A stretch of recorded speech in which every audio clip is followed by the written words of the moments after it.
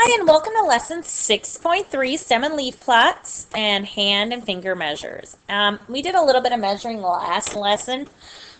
So this lesson really deals with how do we use stem and leaf plots. So how do we use stem and leaf plots to interpret and understand data? So let's get started right away. The first thing I'm going to have you do is you're going to do some measuring your great span.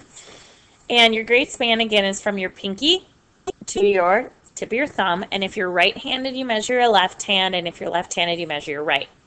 Your great span is the distance from the tip of your thumb, like I said, to the tip of your little finger. You're going to measure it in millimeters, and you just spread it out on a ruler. And you can write down in millimeters what your span was. Now,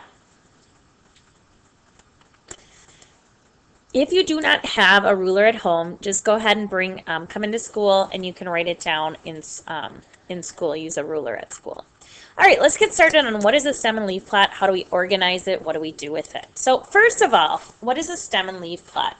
And I'm going to show you a little couple steps here. Just make the stem by writing the tens digits from least to greatest. So our numbers, we have 4, 5, and 6, as you can see. And then it says make the leaves by writing each one's digit in order to the right of its 10 digit. Then it says draw a line to separate the stems and leaves, add a title and a key. Now, first of all, I usually make my stem and leaf plot first, so I usually do step 3 first, just because it's easier for me to set it up, and then it says stem and leaf. Now, the other thing that I want to remind you of is your stem and leaf can also be tens, and I could write the number 10 here above it. And you could also have ones here. So, and that helps me understand too. And then in my fours, I have 48 and 49. And my tens for fives, I have 54, 55, and 58. Then I have 60 and 63. The next thing I want to show you is a quick little video clip on what are stem and leaf plots. So you can kind of take a look at that as well, so you know what that means. Oh, I might want to erase here first, because otherwise that'll be all over your video. So we probably don't. Oh, oops. My daughter's helping me with my lesson tonight, so you might hear her. Okay, so let's see, what is a stem and leaf plot? And let's play our little video.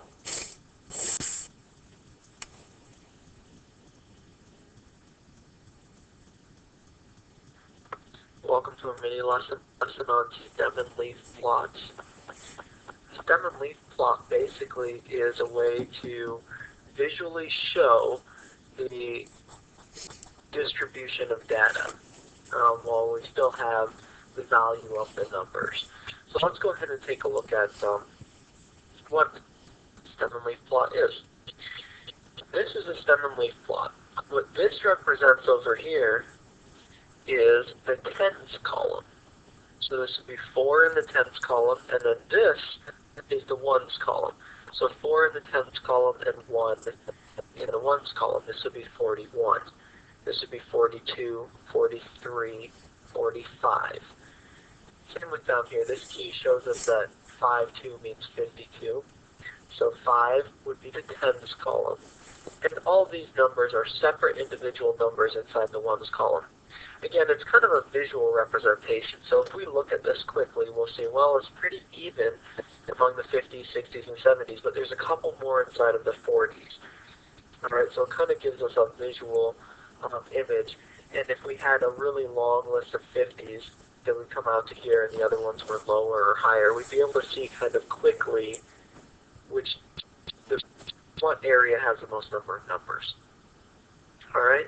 So in this case, this is the tens column, this is the ones column. So if we pick a number randomly like this here, that 6 represents 5 in the ones column, or in the tens column, 6 in the ones column, so that would be the number 56 right there.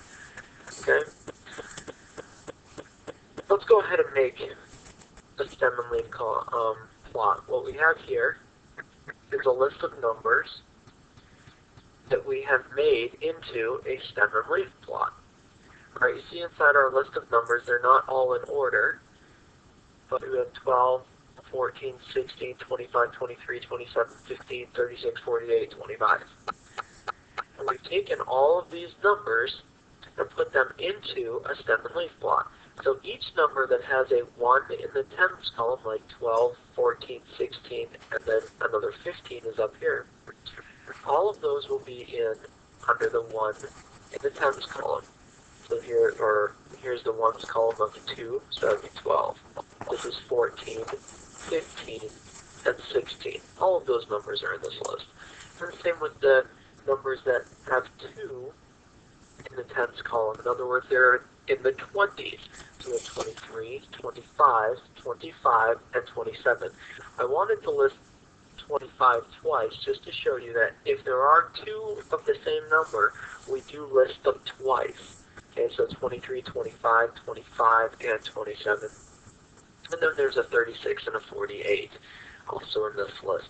So here's a quick stem and leaf creation that we've made just to show how we can take this list and order it in a way that's a little bit more visual for us.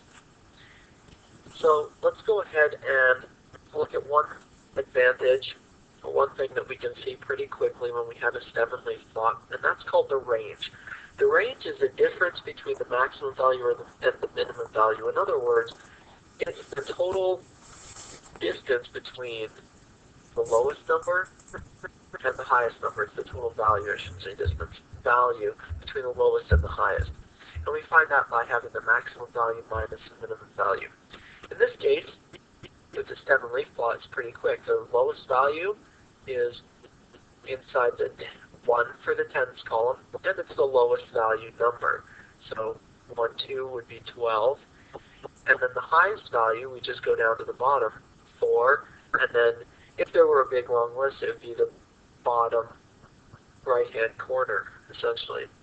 So 12 and 48. 48 would be the greatest value. 12 is the smallest. And when we subtract them, we find that the difference is 36. Or in other words, the range is 36. Okay, so as you can see, that was a quick video on how we do stem and leaf. And I just wanted to show you that because I thought it was a good video on how to do a stem and leaf plot. So moving on, it says if we wanted to enter the numbers 36, 38, 53, 56, and 61 on a stem and leaf plot, it would look like this. Now what I did here is I actually wrote down the tens and the ones. So as you can see, the tens column and the ones column. So this would be 36, 38, 53, 56, 61. Okay, what would the stem and leaf plot look like if we needed to enter in the numbers in these following numbers? So one thing I would encourage you to do first is to actually list your numbers or your tens, and I would go ahead and write down tens right away. And I would write down my tens, so I would write down, oops, I'm having issues here. I'm trying to get rid of my eraser. Let's see if it'll work now. Okay, there we go. So I would write down my tens, so there's 10. My little s if you want for tens, and then my ones here. Now, I know I have a 2, so I'm going to write a 2 here. And I have a 3, so I'm going to write a 3 here. And I have a 7, so no 4. So we just go like this. Now, are they in order? Not exactly, but that's okay, because I can put them in order from least to greatest. 24, 27, and 28. Because my list is smaller, it makes it pretty easy. My 30s are actually in order, so I have 32 and 34, and I actually only have 71 for this one. Okay, so let's keep moving on to the rest of our stem and leaf plot information. So now here you've got a bunch of data, and it says the scores on a recent year's 6 math test were as follows. It says organize this data into a stem and leaf plot. Now it says put the data in order from least to greatest. So step 1 is to list all those numbers in order from least to greatest. It makes it much easier for you when you go to actually enter the data into the stem and leaf plot. So then step 2 is to actually draw your stem and leaf diagram, which is like what I said I like to do. Then what I would do is go over here again and to put my tens. Oops, not so great. And my ones. And then I would look at my numbers and see what I actually have. Well, I have some 5s, or just 1. So my tens, I have a 5. I have a 6. A 7. 8.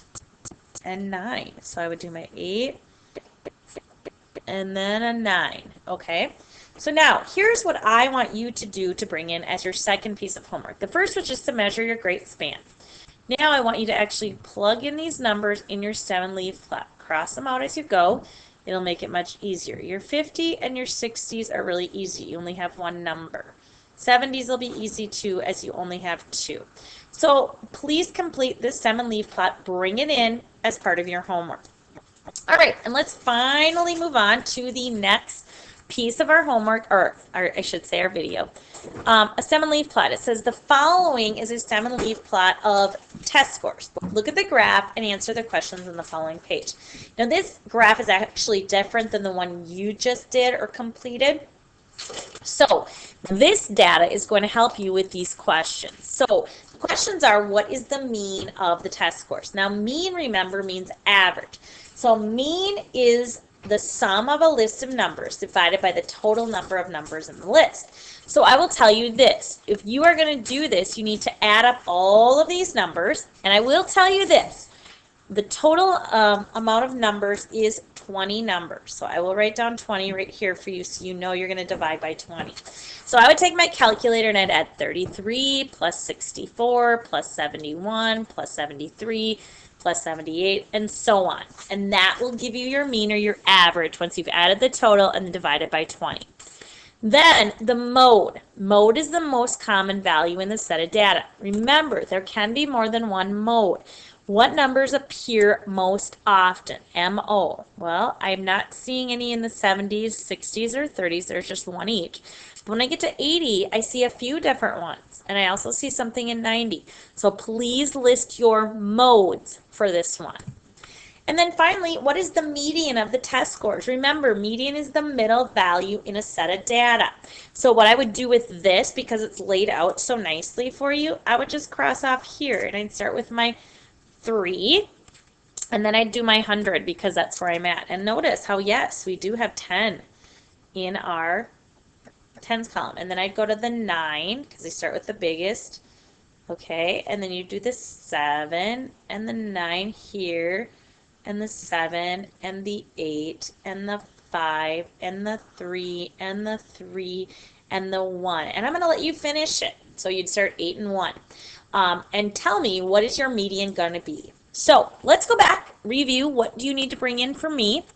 Okay, and let's see if we answered our objective, which we should have. Okay, so first of all, how do we use stem and leaf plots to interpret and understand data? Hopefully you understand how to use a stem and leaf plot now. Okay, second thing you are supposed to do on a piece of paper, just write down your measurement of your great span. Put it onto a ruler and measure in millimeters. Okay, the next item, we did this one in class together, so you didn't have anything to do for that one. This one, on the other hand, you needed to finish this stem and leaf plot. I got it all started and set up for you. You just needed to plug in the numbers in. So this was your second piece of homework. All right, and then finally, you had this piece of data to answer these 3 questions. This was your last piece of homework you needed to bring in. First one, again, was your great span, measuring it. The second one was to finish the stem and leaf plot. Oops, I missed it. Is this one, to finish it with all the scores that we started. And finally, your last one was to use and answer these 3 questions with this table. Awesome job. Way to go. I know this lesson was a little longer, but I'm very proud of how hard you are working in math, and bring in that information so I can grade you. Have a great evening.